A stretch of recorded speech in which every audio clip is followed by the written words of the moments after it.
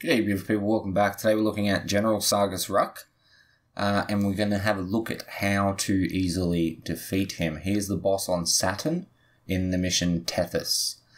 Okay, he is a reasonably difficult boss if you don't know the ins and outs. If we take a look at the damage that we're going to be using, we'll look at his stats on the screen. So he has cloned flesh and alloy armor. He has a lot of alloy armor, and he has 2,000 health. Okay, so, you know, you might think that a Vira build might be good, but considering we're not going to strip his alloy armor, we're going to go radiation. And before we go into the fight, I should probably talk about the fact that the way that it works is he has 3 weak points that open up at certain parts. It's a 3-phase fight.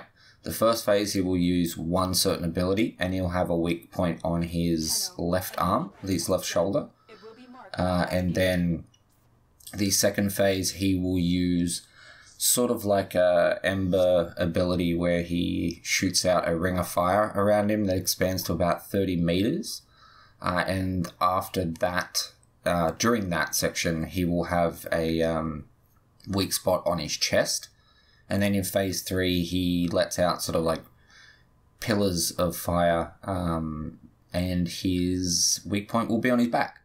The thing to note about the weak points are that they will remain open for a certain amount of time, and they will close once you do 1/10 of his damage. So once the game realizes that you've done 1/10 of his health in damage, so that would be 2,000 health, it will close up, but it doesn't have a hard cap. So, you know, say if you were hit him for more than that 200 damage, that in one shot, that will count.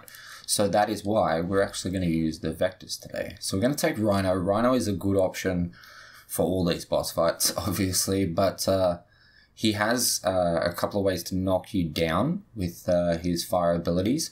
So using Rhino's Iron Skin will stop him from being able to actually knock you down. If you have Atlas, which I don't really know why you would unless you bought him with a 75% off coupon, he can, his passive allows him to not be knocked down as well, so that actually helps. But we're going to use Rhino, nothing special, just a high strength duration build to get more.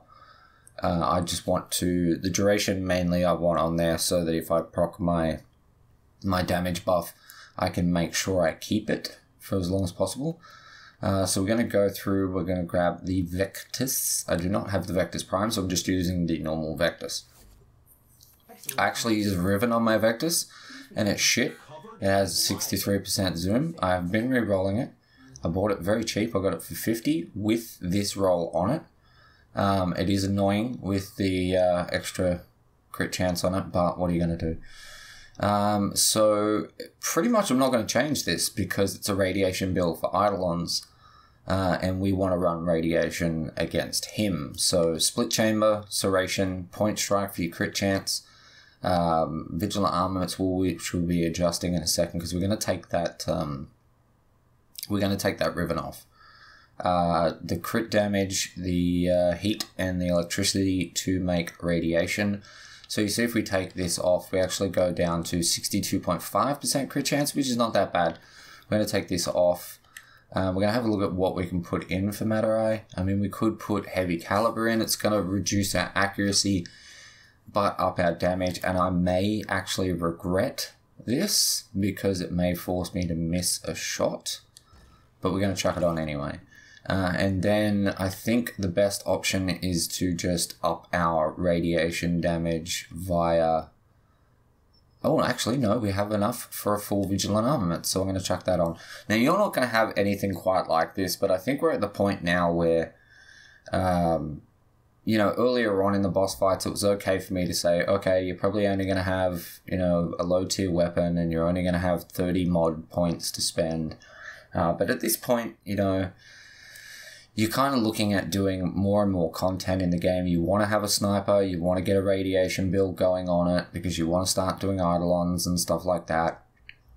And a radiation build on a sniper rifle is one of your best bets. Oh, it is your best bet for getting into fighting Eidolons.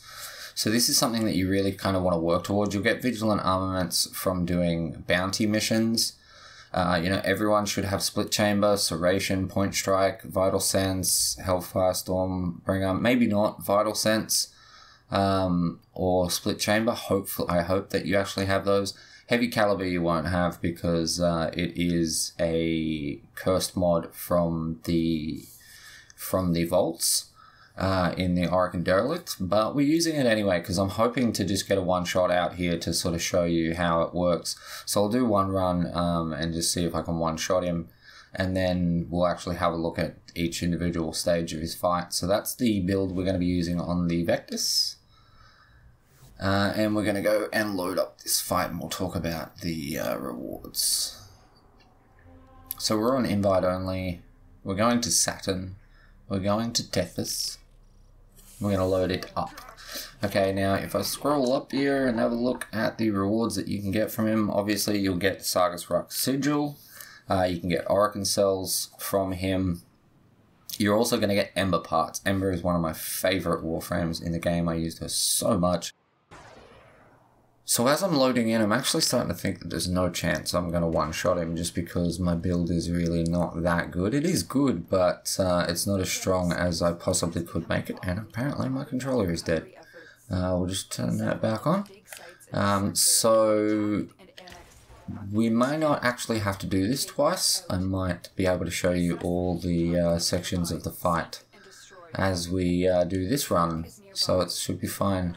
Obviously, if you don't have the Vectis, you don't feel like building it, you don't feel like doing it up, you know, a shotgun is going to do fine. It will do a high amount of damage, which is what you want to do, but you do need to remember that after 1/10 of his health goes down, he is going to close up his weak spot, and I believe that that may mean... okay, I did not press that, but that's fine. Let's just pop this. So he's using his fire weapon right now, which is kind of like the Ignis, and then on this arm here, that will be his weak spot. Okay, so if he ever wants to open it up, we can show you that. There it is. So not even close to a one-shot, like I suspected. Actually thinking that a good option might be to do that. So that's 2 shots into the one spot and still not blown up. Maybe I should have brought the Tigress. Excuse me. Excuse me. So he's getting out of that daze now. As you can see, it's really trivial of a fight right now. That missile, oh, we did actually break the first one. So now he's doing his excuse me. So now he's doing his chest, and he, as you see, he will slam the ground and he'll make a 30-meter ring, so that will come out past here.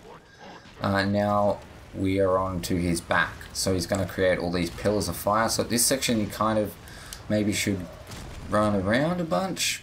And wow, that was awesome. We'll put our iron skin back on. We'll redo our damage buff. Let's just clear these guys out real quick. His back is open. Finish him off. Okay, so that's that. His left arm, his chest, his back. Keep in mind that in the first section, when it's his left arm, he's going to shoot you with a flamethrower, so being in really close is not the best bet. The second phase is going to be his big ring of fire. It goes up to 30 meters. You will have that marker on him telling you how far away he is, so keep that in mind. Obviously we don't have to worry about it with Rhino because you cannot be knocked down. And then the third phase is going to be those pillars of flame, which can be quite damaging. So keep that in mind. So we got our Ember part, some nanospores. We actually got no drops off him apart from that, so no Orokin cells. We've got a Stalker mark. One other thing, alright, we'll go over some of the other Warframe abilities and what can be used. minus Ember's Fire Blast, because Ember's Fire Blast actually is a decent ability to use, but considering we're farming it here, we're going to expect that you don't have her. So Excalibur's Slash Dash will bypass his Firewall, which is his second phase ability, allowing you to get in there with ease to attack him while not being hit by the Firewall itself.